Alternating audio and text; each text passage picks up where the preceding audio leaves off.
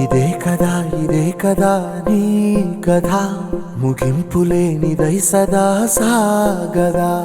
ఇదే కదా నీ కథ ముగింపులేనిదై సదా సాగదా. నీ కంటి రెప్పలంచున మనస్సు నిండి పొంగిన ఓ నీటి బిందువే కదా నువ్వెతుకుతున్న సంపద. ఒక్కొక్క జ్ఞాపకానికి 100 ఏళ్ల ఆయువుందిగా, ఇంకెన్ని ముందువే.